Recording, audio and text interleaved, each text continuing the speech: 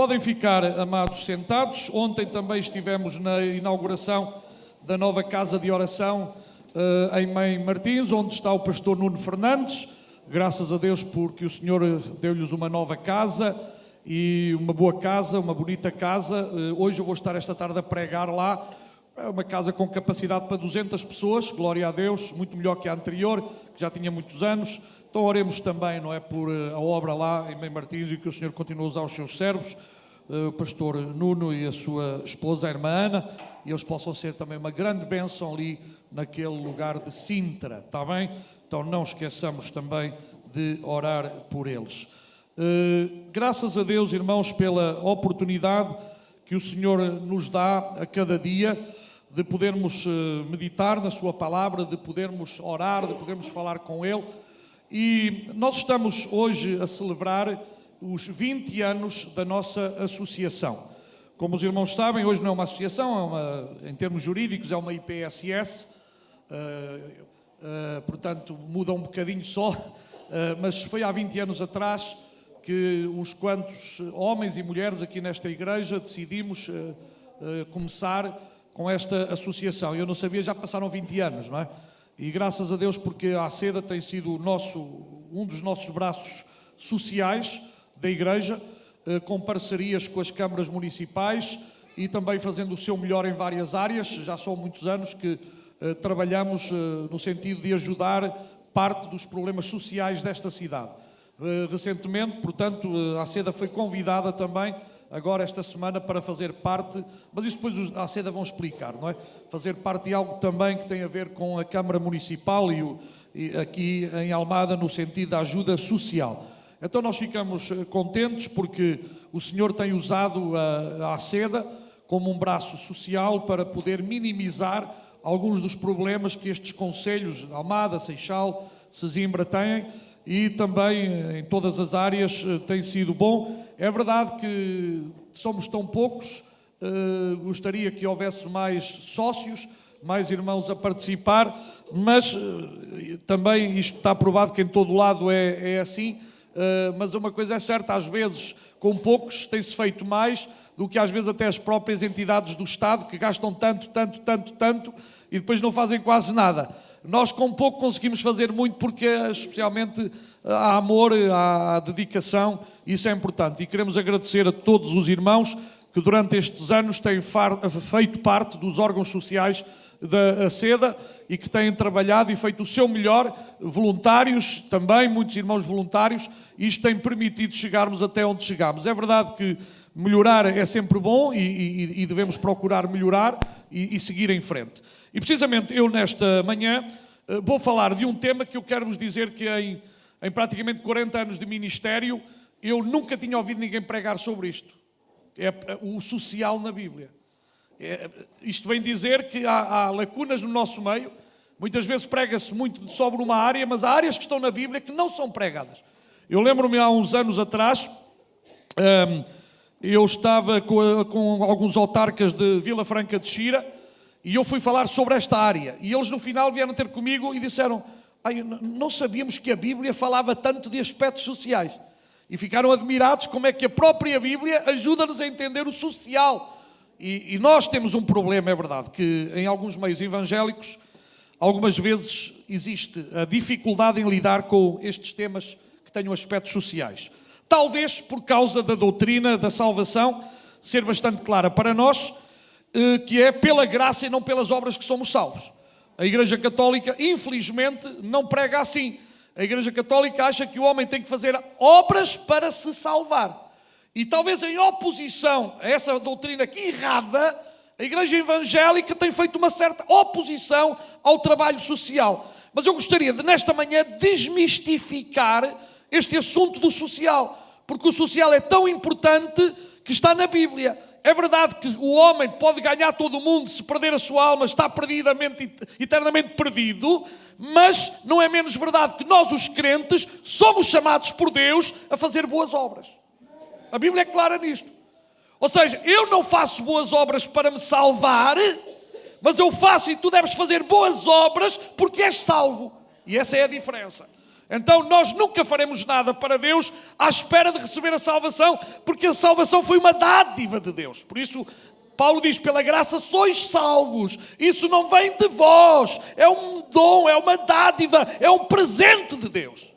Mas nós, os crentes, temos a obrigação de fazer boas obras para que os homens glorifiquem o Pai que está nos céus. Então vamos abrir as nossas Bíblias a Efésios, capítulo 2.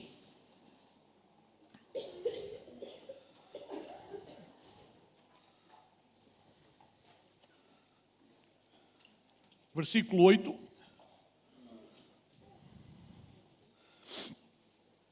Efésios, capítulo 2. Os irmãos conhecem. Mas muitas vezes nós só lemos o 8 e o 9. E quando estamos a pregar, precisamente porque nós estamos a pregar acerca da salvação, esquecemos-nos que a moeda tem duas caras. Ou não tem? Vocês têm uma moeda aí com vocês? Eu tenho. Olha, tem €1. Tirei ao calha. Tem uma cara, tem outra cara. Mas não é a mesma moeda? É. Eu não posso tirar uma cara e ficar só com outra. Tem duas caras.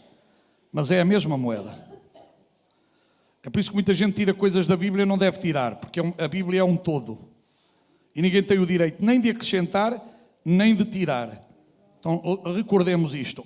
Então vamos ler estes versículos para entendermos melhor.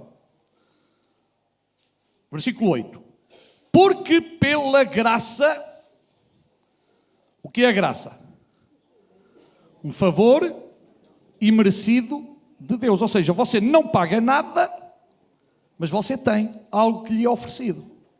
Então, pela graça sois salvos. Por meio da fé. A fé é o veículo para chegarmos à salvação. E a fé vem pelo ouvir e o ouvir a palavra de Deus. E foi o que aconteceu connosco. Ouvimos um dia a palavra de Deus, aceitámos no nosso coração essa salvação e passámos a ser salvos. O Evangelho foi pregado, foi anunciado. E aí está o grande milagre do Evangelho. O grande milagre do Evangelho. É que nós, quando ouvimos o Evangelho, pelo menos a maioria dos que estamos aqui, o Espírito Santo convenceu-nos do pecado, da justiça e do juízo, e nós aceitamos Jesus. Nós reconhecemos que precisávamos de Jesus. Faz-me lembrar depois do dia de Pentecostes, quando Pedro vai dar a explicação daquele grande acontecimento, porque havia pessoas que diziam, estes falam das grandezas de Deus, outros diziam, estão bêbados. E Pedro tem que pegar nas Escrituras, no Antigo Testamento, e ir demonstrar que aquilo que estava a acontecer não era nada mais, nada menos que o poder de Deus baixando à terra. E onde reparar que quando Pedro prega o Evangelho, diz que os judeus disseram, que faremos, varões irmãos? E a mensagem foi, arrependei-vos. Primeiro, é verdade que ele pregou sobre todo o Antigo Testamento, a vinda de Jesus, a morte de Jesus, a ressurreição de Jesus. E quando chegou àquele ponto, vocês mataram Jesus. Ele dizia, que faremos, varões irmãos? Há saída para nós? Há solução para nós? Há escapatória para nós? E Pedro disse assim, arrependei-vos e convertei-vos. E foi isto que aconteceu com cada um de nós. Quando o Espírito Santo do Senhor falou aos nossos corações. Eu ainda me lembro, eu tinha 8, 9 anos de idade, quando o Espírito Santo tocou no meu coração. Já passaram 50 anos. Eu aceitei Jesus. Esse dia marcou a minha vida. Esse dia marcou a minha vida. Porque eu reconheci que precisava de Jesus na minha vida. E sabe, isso é obra do Espírito Santo. Não é obra do intelecto. É obra do Espírito Santo. É verdade que eu uso o meu intelecto. Mas o meu intelecto não compreende milagres, sabe? O meu intelecto não compreende muita coisa. Por isso é uma obra do Espírito Santo e não é uma obra nossa. Daí, às vezes, as pessoas não entenderem que a Bíblia não é um livro qualquer. Quando a palavra está a ser pregada, não é uma palavra qualquer. É uma palavra que produz milagres na nossa vida, mudanças na nossa vida. É uma palavra que nos leva a uma dimensão diferente do estar, do ser e do permanecer com Deus. Aleluia. É por isso que a Bíblia continua a ser o grande livro dos milagres. A Bíblia em si é um milagre, meus amados irmãos. A palavra de Deus em si é um grande milagre. Por isso nós valorizamos de tal maneira a Bíblia que continuaremos a dizer que a Bíblia não contém. A Bíblia é palavra de Deus. E tudo aquilo que está escrito é para nosso conselho, inclusive a área social. Então, continuemos a ler. Portanto, pela graça sois salvos por meio da fé. Isso não vem de vós, é um dom de Deus. Uma dádiva. Não vem das obras. E é lógico. Se eu aqui tivesse mais dinheiro que vocês, eu podia fazer mais obras que vocês. Então, eu, perante Deus, tinha mais privilégios do que vocês. E era mais abençoado, mas é errado. Isso é a matemática dos homens, não é a matemática de Deus. Na matemática de Deus, a moeda de uma viúva vale mais que os grandes tesouros de alguém que tem muito e dá o que sobra. A viúva foi abençoada não é porque era viúva e porque era pobre, é porque deu sem condições, deu o que tinha. E há muita gente que dá só o que sobra. Que custa dar o que sobra? Nada. Não lhe faz falta. Mas quando você dá algo que lhe faz falta, custa e dói. Mas você está a colocar fé em Deus, que Deus vai suprir. Quantos irmãos aqui têm abençoado as missões, têm abençoado a igreja, às vezes com muita dificuldade, mas Deus nunca nos deixou confundidos. Deus nunca nos deixou sem dar o pãozinho de cada dia, irmãos. Por isso também esta obra segue em frente e vai continuar. Esta igreja não é fruto de alguém que é rico, mas é fruto da riqueza de Deus em nós. Amém. Portanto, irmãos, abençoado não é aquele que dá muito, mas é aquele que dá com amor. Por isso a Bíblia diz que Deus ama aquele que dá com alegria. Porque sabe, quando nós... E há pregadores que são muito bons para isso. São os pregadores de tira dinheiro às pessoas. Tanto que eu não gosto quando se vai levantar a oferta que alguém diga, vamos tirar a oferta. Aqui nesta igreja ninguém tira oferta a ninguém. Aqui nós damos oferta para a obra de Deus. Aqui ninguém tira oferta, por favor. Pastores, nas congregações, nas igrejas, ninguém tira oferta a ninguém. Nós damos oferta porque queremos. O amém foi muito fraquinho, mas prontos. Vocês saberão. Nós não tiramos nada a ninguém, desculpe. Aqui damos porque damos com alegria para a obra de Deus. E oxalá o Senhor nos continue a abençoar para podermos dar mais, para fazer mais missões, para abrir mais campos de trabalho, para fazermos mais pela obra do Senhor nestas cidades, neste país, neste mundo tão necessitado do Evangelho. Sabe porquê? Porque recebemos de graça. É por isso que nós aqui na igreja, irmãos, iria contra a ética, iria contra os princípios bíblicos que nós cobrássemos dinheiro por orar por alguém. Como é que então veio uma pessoa aqui à igreja, já com o problema da enfermidade, já com o problema das dificuldades, e nós ainda dizemos, nós oramos por si, mas primeiro ponha ali o dinheirinho. Irmãos, Jesus nunca fez isso com ninguém. Nós negamos-nos a comercializar com a fé, a comercializar com as coisas que são de Deus, porque o que de graça temos recebido, de graça devemos dar. Este é um princípio bíblico. Quantas vezes, inclusive, nós vamos fazer os pastores, os funerais, e vêm pessoas atrás de nós, os familiares, quanto é que lhe devo? A mim não me deve nada. Então, mas eu gostaria de abençoar. Não, se quer dar para a igreja, dê uma oferta quando lá for, dê uma oferta. Este é o nosso princípio aqui. Sabe porquê? Porque eu não sou profissional do Evangelho. Nem nós fazemos... Então nós andávamos à espera de fazer muitos funerais para receber. Mas não. Casamentos, a mesma coisa. Quanto é que é o casamento? Porque lá fora há negócio. Nós dizemos nada. Então, mas eu gostaria de dar uma oferta. Dê uma oferta à igreja. Amém? Irmãos, é assim que tem que ser, porque nós não andamos a comercializar. Pelo menos aqui é assim. Porque é a maneira como nós entendemos o Evangelho. O Evangelho, sobretudo, é de graça. Alguns dirão, então, mas vocês levantam ofertas, pois levantamos. Quem é que pagava tudo o que está aqui?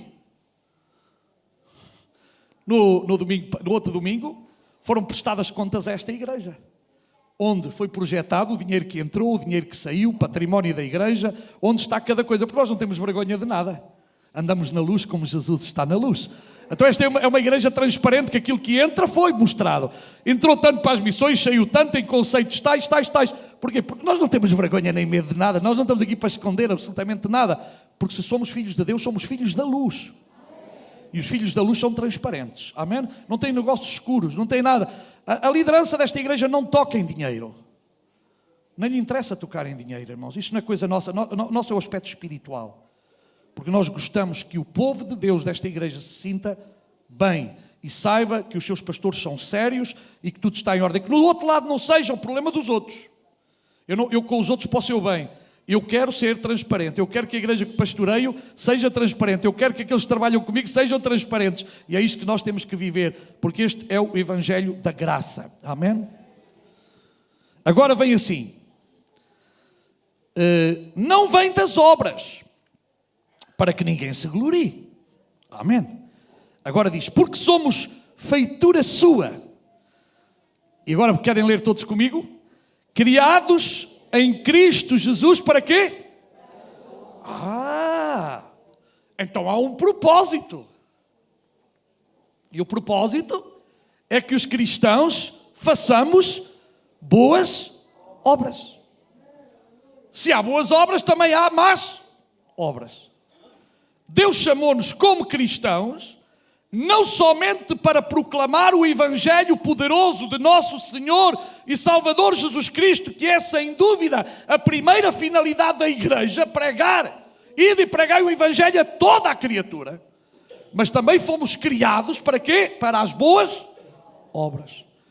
A Bíblia diz, se eu sei fazer uma boa obra e não a faço, eu peco. Ou seja, se eu sei fazer o bem e não o faço, eu estou a pecar. Então a igreja, o povo de Deus, tem a obrigação de fazer boas obras. Então as boas obras não vão contra o evangelho, não vão contra a Bíblia. O que vai contra a Bíblia, isso sim, é eu fazer alguma coisa para meu mérito próprio. Ou seja, eu dar algo para que os outros vejam que eu dou. Mas a Bíblia até é clara em ensinar-me que aquilo que a minha mão direita faz, que não seja visto pela esquerda. Ou seja, devo ter o cuidado de não presumir que eu dou isto ou dou aquilo, que se tornaria algo para a minha vanglória, para o meu inchaço, mas eu devo dar não para eu ser reconhecido ou conhecido por aquele que dou mais, mas perante Deus é o que conta, porque o que conta perante Deus é a nossa sinceridade. Amém? Deus olha para a minha e para a tua sinceridade. Daí eu estar contra também aquele facto de dizer, e poderíamos fazê-lo, porque isso tem a ver com psicologia. Bem, irmãos, nesta manhã vamos levantar aqui uma grande oferta. Aqueles irmãos que têm uma nota de 100 euros, sabe o que é que eu estaria a fazer com isto? A apelar ao ego das pessoas. E graças a Deus por aqueles que tenham hoje 100 euros na carteira, que eu não os tenho. Mas pronto, se alguém tem uma nota de 100 euros, louvado seja o nome do Senhor.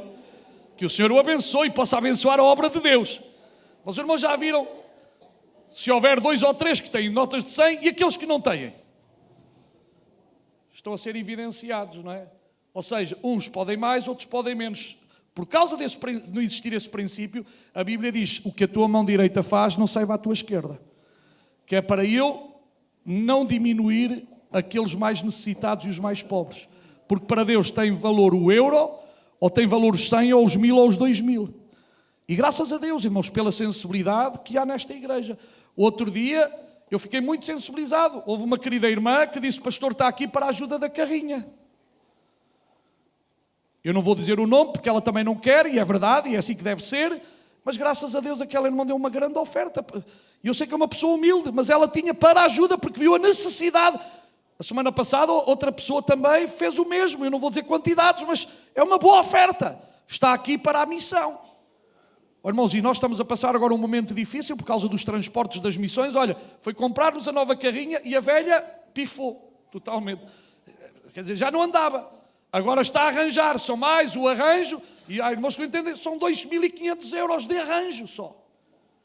Irmãos, mas lá, quem é do Alentejo, e os irmãos fossem agora atrás dos montes, pessoas que vivem isoladas, se não fosse isso nunca iam aos cultos. E eu dizia ontem a um colega, eu lamento é que as grandes igrejas deste país não estão preocupadas com Portugal, não estão preocupadas com as missões. Eles querem é só para eles e para eles. E que morram os que estão lá no interior, isso é mentira. Os que estão no interior necessitam da pessoa bendita de Jesus Cristo. E se a nossa igreja não se preocupar com as missões, quem é que se vai preocupar com as missões, irmãos? É por isso que esta igreja ama missões. É por isso que todos os anos temos aumentado os donativos para missões, as ofertas para as missões, porque estamos preocupados com aqueles lugares onde o Evangelho poderoso de Jesus Cristo ainda não chegou. E meus irmãos, se todas as igrejas se preocupassem menos do ano, este país estava todo coberto. Não havia um só conselho. Infelizmente ainda existem mais de 40 conselhos. Continua a ser isto constantemente. Isto é lamentável, porque alguns só pensam neles. Claro que nós podíamos ter um ar-condicionado, claro que nós podíamos ter umas lindas carpetes, mas, irmãos, ter tudo isso e haver gente necessitada do Evangelho, desculpem, para mim é quase pecado. Evangelho é entregar-se, Evangelho é dar-se, Evangelho é ir, Evangelho é alcançar, Evangelho é preocupar-se, Evangelho é chorar pelas pessoas perdidas. E que o Senhor aumente esta carga em cada um de nós. Alguns de vocês estão aqui de várias partes de Portugal. Aqui outros, Santo Tomé, Angola, Brasil, lugares. Brasil é um país tão evangelizado e há lugares no Nordeste e tantos que ainda não foram evangelizados. É uma tristeza ou não é também? Lamentavelmente, irmãos, às vezes dizemos, o país está todo... Mentira! Há igrejas que não se preocupam com os interiores dos países em nenhum lado. É só as grandes cidades, as grandes capitais e o interior. Não há lá gente para salvar? Irmãos, o povo de Deus tem que se preocupar muito mais. E pessoas que não comem muitas vezes, pessoas que passam fome, pessoas que passam grandes necessidades. E depois nós vemos sumptuosos templos, mármores, vidraças, inclusive gabinetes pastorais, tudo em mármore. E só lhe falta ouro, alguns até têm maçanetas de ouro por aí, em algumas partes do mundo. E pessoas a morrer de fome. Que Deus tenha misericórdia de nós. As grandes catedrais, a igreja mais rica do mundo e que tem mais, é a Igreja Católica Apostólica Romana. Mas veja a miséria que existe nos países onde ela está implantada, onde ela é a maioria. Muita suntuosidade, muito luxo, muito de tudo. Mas, irmãos, tanta gente a morrer de fome, tanta gente em necessidade. Que Deus verdadeiramente nos ajude. Então, desde o Antigo Testamento, Jesus disse, no Novo Testamento Jesus diz, amarás o teu próximo como a ti mesmo. Lutero disse uma coisa muito interessante, e eu não sou luterano, mas gosto de alguns pensamentos de todos os homens de Deus, que quando eles estão dentro da palavra de Deus, disse assim, o cristão deve ser um Cristo para o seu próximo, ou seja, para ele o homem precisa ser salvo a fim de poder fazer o bem. Sendo assim, o ego humano decresce e cresce nas mãos de Deus como instrumento do seu amor. E é verdade, quanto mais eu me coloco nas mãos de Deus, mais o meu ego diminui e o meu amor pelo próximo cresce. Que Deus nos ajude a estar mais próximo dele. Em todo o Antigo Testamento, Deus estabelece medidas de natureza económica, tendo a finalidade de um equilíbrio, medidas justas para ser aplicadas entre o povo. É por isso que nós temos, por exemplo, a lei do jubileu. A lei do jubileu tinha 4 aspectos muito importantes, que era cada 50 anos, como sabem, começava esta lei, e a primeira coisa, a terra deveria descansar por 1 ano. Nós hoje vemos que as pessoas querem tirar da terra 3, 4, 5 culturas ao mesmo tempo. A terra está a ficar saturada. Mas o homem quer tirar tudo da terra. Qualquer dia a terra não dá nada. E depois é os químicos, depois é tudo isso, não é? E não vemos aqui a ecologia, já está aqui a ecologia. Deus a preocupar-se pela própria terra. E os homens hoje não se preocupam pela terra. Mas Deus sempre se preocupou. E havia um ano de descanso, vocês sabem, havia o ano do descanso, o ano sabático, o ano descansava a terra também. Depois, os escravos seriam libertados. Porque de outra forma os escravos iriam crescendo continuamente. Mas para que os escravos não, portanto, crescessem, eram devolvidos à sua dignidade. Então a escravatura não era um sistema permanente. E eu digo-vos que a escravatura aqui era naquele sentido, entendam, pessoas que tinham dívidas. Havia muita gente que tinha dívidas e claro que tinham que pagar as suas dívidas. Como é que pagavam as suas dívidas? Através do seu trabalho. Mas também não era definitivamente, porque senão havia os oportunistas dos chefes, dos senhores, que se aproveitavam dessas pessoas. Não. Então findava aquele tempo, também findava, já pagavam a sua dívida, voltavam a começar de novo, também para lhes ensinar a alguns deles, porque sabem uma coisa, há pessoas que, e cuidado com isto que eu vou dizer, eu quero que entendam, há pessoas que são pobres porque procuram essa pobreza, porque não são mordomos do seu dinheiro. Eu explico-me. Há muita gente que tem o vício do jogo. Há gente que tem o vício do jogo. Tudo que tem gasta, tudo que tem destrói. E acumula dívidas e fica sem nada por causa do seu pecado, por causa dos seus vícios. Há outros que têm o vício da droga, gastam todo o dinheiro que têm na droga, outros é no álcool, outros é em tanta coisa. Isso é mau. O homem tem que saber gerir o seu dinheiro. Eu já tenho dito isto aqui muitas vezes. Ó irmãos, se eu ganho 500, eu tenho que saber gerir esses 500 euros. Eu sei que é pouco, mas eu tenho que saber gerir. Gerir naquilo que é fundamental, naquilo que é pão, naquilo que alimenta. Eu não posso, desculpa, eu já te disse isto várias vezes, eu não posso, e eu não vou todos os dias tomar o pequeno almoço fora aí no café. Eu não tenho nada quem vai que pode. Mas se o irmão já tem dificuldades e todos os dias, em vez de fazer um leitinho na sua casa, você vai tomar um galão lá fora, vai tomar uma torrada, vai tomar isto, vai tomar aquilo, você acha que o dinheiro chega? Não, não vai chegar. Não vai chegar. Outras pessoas é tudo que vejo, compro. Aos acumuladores também, não é? Vejo, compro. E os supermercados estão muito bem feitos para isso. Põem tudo na frente dos olhinhos ali. Nós às vezes nem sabemos porquê, mas compramos. E depois chegamos a casa e mas para que é isto? Porque está feita, a sociedade está feita dessa forma. Esta sociedade está feita para empobrecer. Esta sociedade está feita, meus amados irmãos, para uns enriquecerem e outros ficarem mais pobres. Está feita dessa maneira. Depois todas as dívidas seriam perdoadas no jubileu. E outra coisa, as terras voltavam aos seus donos originais. Hoje não é assim. Os irmãos sabem quando há crise, e aqui em Portugal viu-se isso há pouco tempo. Eu não sei se os irmãos estão com atenção, mas sempre que há uma crise aparecem por aí muitas casas, compra ouro. Já diminuíram essas casas, já viram? Quando a coisa estabiliza, metade das casas compra ouro desaparecem. E é uma maneira de aproveitar-se da pessoa que tem menos.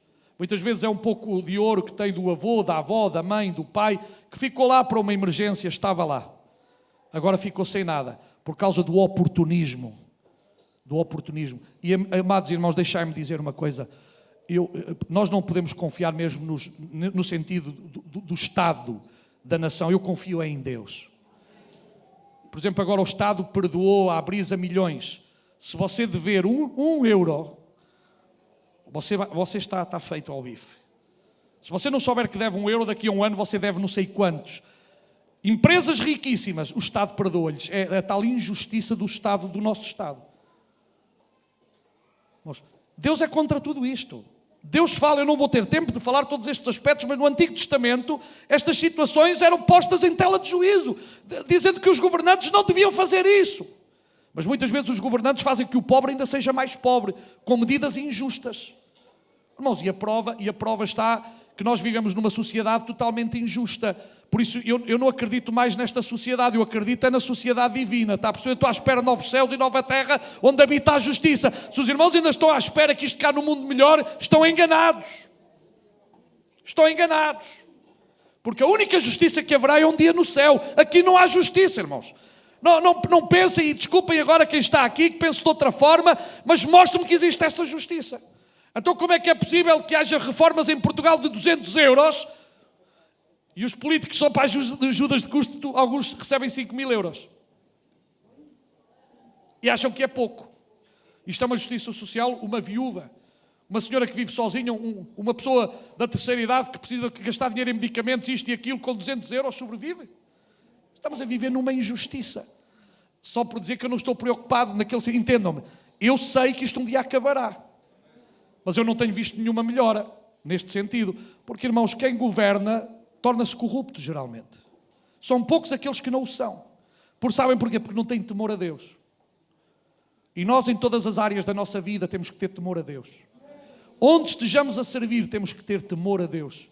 O temor a Deus é o princípio da sabedoria. Se eu não tiver temor a Deus, eu vou ser tão mau como todos os outros.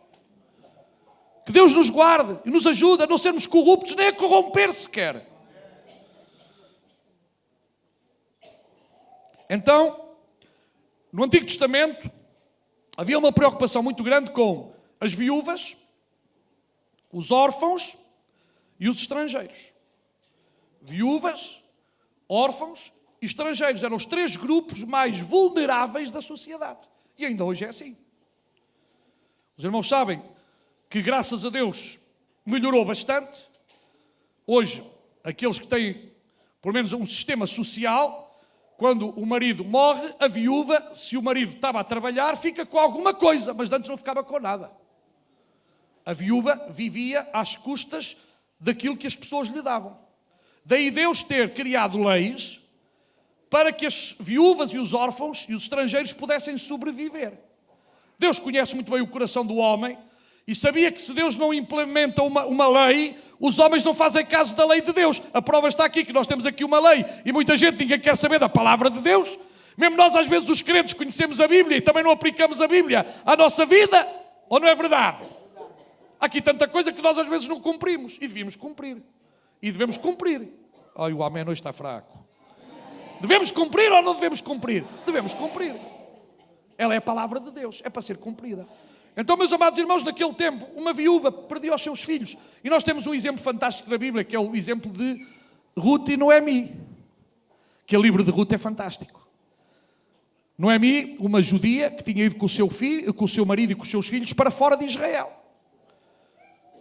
Lá, nessa terra, ela perdeu o marido, ela perdeu os filhos e ficou com 2 noras que não eram crentes, 2 noras que eram ímpias, 2 noras que não tinham os mesmos princípios que, portanto, Noemi tinha.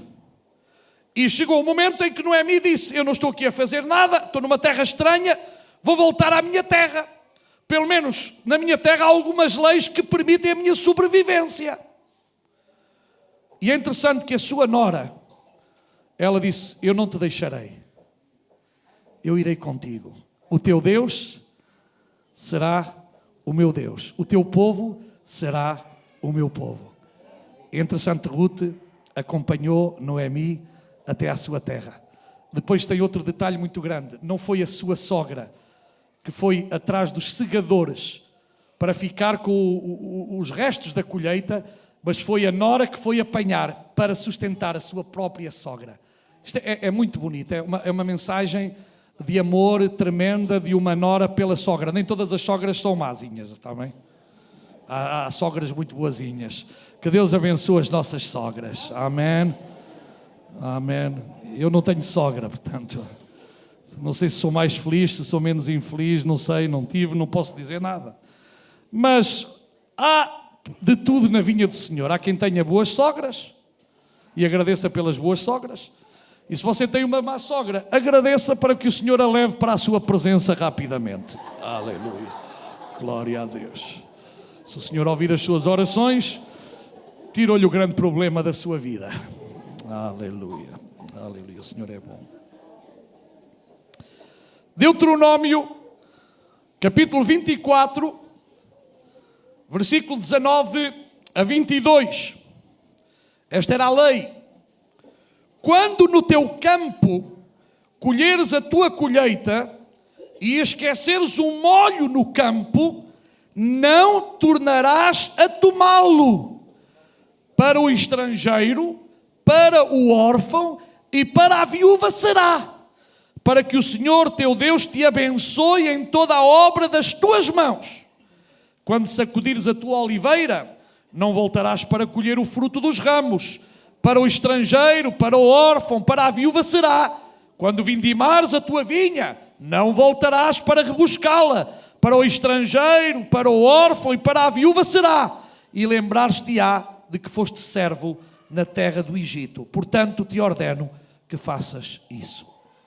Os irmãos, vejam a preocupação de Deus em poder alimentar os mais necessitados, dizendo ao homem que não faça isto, não faça aquilo, porque ao fazê-lo, ou seja, ao recolher todo o fruto, estaria a impossibilitar que os mais necessitados tivessem o auxílio para sobreviverem. Infelizmente, nem toda a gente segue estes princípios e, lamentavelmente, não é a primeira vez que nós ouvimos de que toneladas de fruta, toneladas de tomate, toneladas disto e daquilo são deitadas fora. Vocês já ouviram? Penso que vocês ficam tão indignados como eu. E no outro dia era leite. Estavam a despejar numa praça de Espanha milhares e milhares de litros na praça pública. Irmãos, isto é um escândalo. Quando há pessoas hoje com grandes necessidades, que as pessoas estejam a deitar fora comida. Eu agradeço a Deus que tem dado sabedoria a alguns homens, com alguns projetos, com alguns planos, em várias ordens, em várias partes do mundo, por IPSS, associações, que se têm preocupado em buscar alguma coisa para poder ajudar os mais desfavorecidos. Em Deuteronômio 15:7 diz: não endurecerás o teu coração, nem fecharás a tua mão a teu irmão. Irmãos, a Bíblia, quer em Levíticos, diz também, 19:9-10, quando fizerem a colheita da sua terra, não colham até as extremidades da sua lavoura, nem ajuntem as espigas caídas da sua colheita, não passem 2 vezes pela sua vinha, nem apanhem as uvas que tiverem caído, deixem-nas para o necessitado e para o estrangeiro, eu sou o Senhor de vocês. Provérbios 21:13, quem fecha os ouvidos ao clamor dos pobres, também clamará e não terá resposta. Provérbios 28:27, quem dá aos pobres não passará necessidade, mas quem fecha os olhos para não vê-los, sofrerá muitas maldições. Então há uma clara relação entre a opressão e a pobreza. Deus exorta os hebreus a se lembrarem do dia em que foram escravos. E é verdade, irmãos. Há pessoas que às vezes esquecem-se que já passaram necessidades. Eu já vi pessoas, irmãos, que precisaram desta igreja, precisaram de nós, quando já tiveram, nunca mais quiseram saber de nós para nada. Isso é uma injustiça muito grande. Uma pessoa que foi ajudada, ela depois deve também ajudar, para que os que não tenham sejam ajudados. Mas infelizmente há pessoas que só pensam nelas, só olham para elas. Há pessoas que não têm nenhuma mínima preocupação pelos outros, mas Deus está a ver. Deus sabe todas as coisas. E aquilo que eu semear, eu vou colher. Aquilo que eu fizer vai ser abençoado ou não abençoado, de acordo com a minha atitude. E Deus tem esse cuidado. O Deus do Êxodo intervém em favor dos pobres e dos oprimidos, que são o seu povo. A mensagem dos profetas era bem explícita. Por exemplo, Isaías disse: buscai a justiça e acabai com a opressão. É interessante esta mensagem de Isaías ao povo de Israel. Está a proclamar que nós devemos em todo momento buscar a justiça. O próprio Senhor Jesus Cristo disse: buscai primeiramente o reino de Deus, a sua justiça, e as demais coisas vos serão acrescentadas. O verdadeiro homem e mulher de Deus busca sempre a justiça acima de todas as coisas. Os profetas gritaram contra os ricos opressores. A Bíblia não é contra os ricos. A Bíblia é contra os ricos opressores. A Bíblia não fala mal dos ricos. A Bíblia fala mal é daqueles que colocam nas riquezas a sua segurança. Porque há muita gente que tem a mania de dar pau nos ricos. Se os ricos abençoarem, glória a Deus. Se os ricos não forem opressores, glória a Deus. Se os ricos criarem trabalho, glória a Deus. Não há mal nenhum em ser rico. O mal é usar as riquezas roubando os pobres. Isso é que é ilícito. Isso é que é ilícito.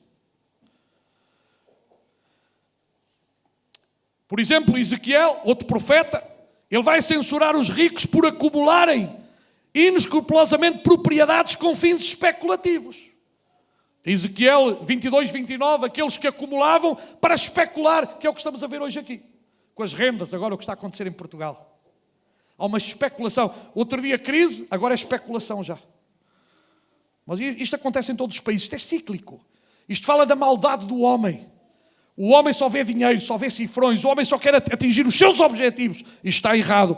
Mas a Bíblia é clara em nos fazer com que sejamos equilibrados. Isaías 58, 5 a 7. Seria esse o jejum que eu escolhi? O dia em que o homem aflige a sua alma? Consiste porventura em inclinar o homem a cabeça como junco e em estender debaixo de si saco e cinza? Chamarias tu a isso jejum o dia aceitável do Senhor? Acaso não é este o jejum que escolhi? Que soltes as ligaduras da impiedade, que desfaças as ataduras do jugo e que deixes ir livres os oprimidos e despedaços todo o jugo. Porventura não é também que repartas o teu pão com o faminto e recolhas em casa os pobres desamparados? Que vendo o nu o cubras e não te escondas da tua carne? Meus irmãos, havia muita gente e há muita gente que é super espiritual. Aleluia! Mas é só na igreja. Quando saem para a rua são mais carnais do que toda a carne que existe junta, que está no talho. A gente assim. Mas depois não são capazes de ter uma atitude digna e uma atitude correta. Que Deus nos guarde, que Deus nos ajude a termos atitudes corretas e atitudes dignas, atitudes da Bíblia, atitudes da palavra, atitudes que glorificam e exaltam o nome do Senhor Jesus. Jesus ensinou-nos muito acerca disto. Diz que vendo ele as multidões, compadeceu-se delas, porque andavam desgarradas e errantes como ovelhas que não têm pastor. O Senhor preocupou-se.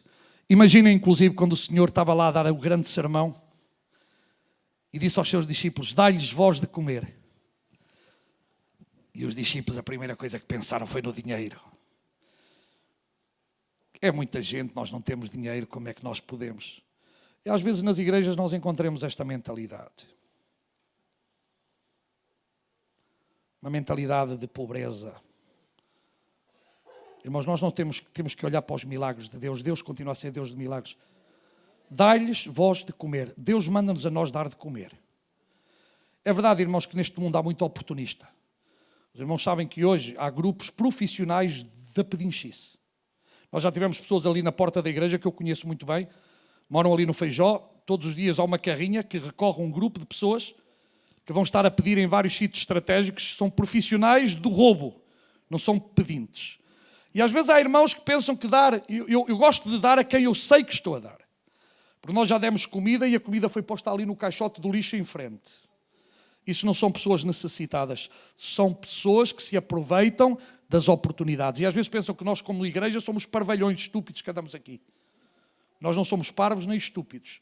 Por isso é que eu costumo dizer, eu se tivesse que ir no metro de Lisboa e dar uma moeda a todos os que andam a pedir, eu tinha que ir pedir a seguir. E vocês também. Não é verdade? Todos aqueles que nós encontramos em Lisboa e por outros sítios a pedir-nos esmola, se nós dessemos, e há pessoas que, eu não tenho para dar. Não tens que ficar, porque se o teu coração tem uma intenção, mas também não sabes se é verdade, se é mentira, porque hoje há muito oportunista. Antes isso não era assim. Cada dia está a crescer mais, porque há pessoas que são os oportunistas deste mundo, que estão a ver se nos roubam e nos enganam. Portanto, irmãos, não pense que você tem que dar a todo o pobre que lhe aparece, você tem que dar. Não é isso que nós estamos aqui a pregar. Nós temos que ter um equilíbrio, temos que saber a quem ajudamos, e especialmente a Bíblia diz a quem? Aos domésticos da fé. Não esqueçam isso, essa ainda é a primeira coisa. Primeiro aos domésticos da fé. Está na Bíblia. E depois certamente também estaremos para fazer na sociedade e por outras pessoas. Mas não esqueçam que a primeira coisa que a Bíblia nos manda fazer é os domésticos da fé. E mais, já agora eu vou terminar aqui, as viúvas. Sabe o que é que a Bíblia diz? Quem tiver filhos e netos, que sejam eles os primeiros a entrar, porque há muito filho e neto que acha que é a igreja que tem que sustentar. A Bíblia diz que primeiro é os filhos, é os netos, e se não tiver nada, então é a igreja. Há muita gente, irmãos, que se quer aproveitar e pensa que aqui somos todos assim uns dadá.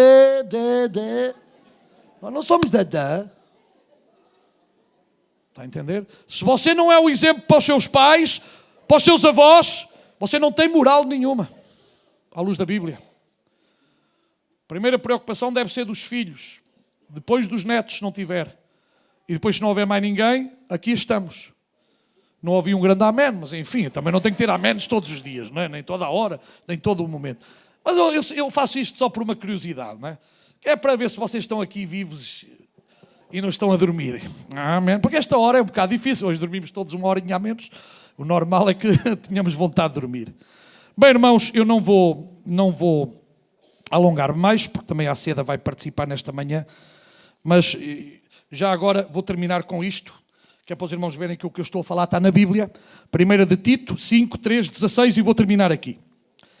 Honra as viúvas, que verdadeiramente são viúvas.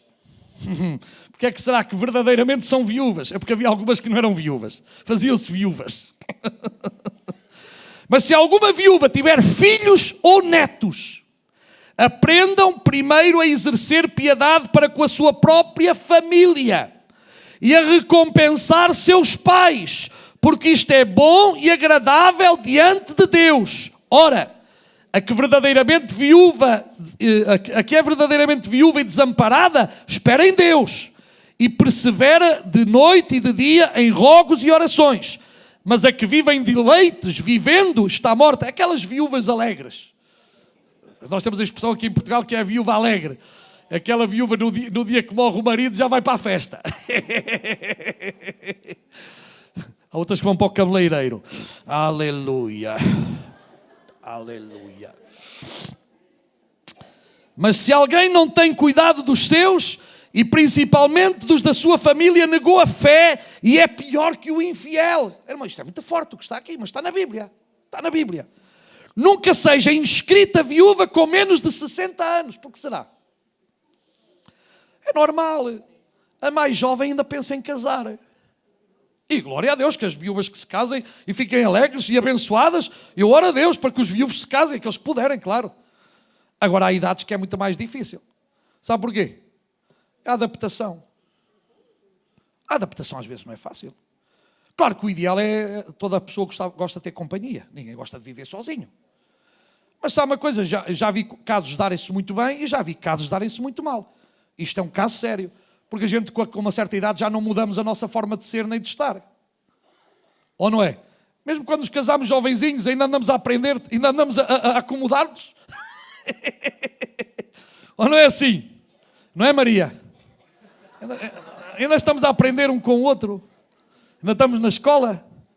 Mas é bom, é bonito, é bonito. Eu gosto muito da minha Maria. Aleluia. Espero que nunca fiques viúva, que eu também não quero ficar viúva.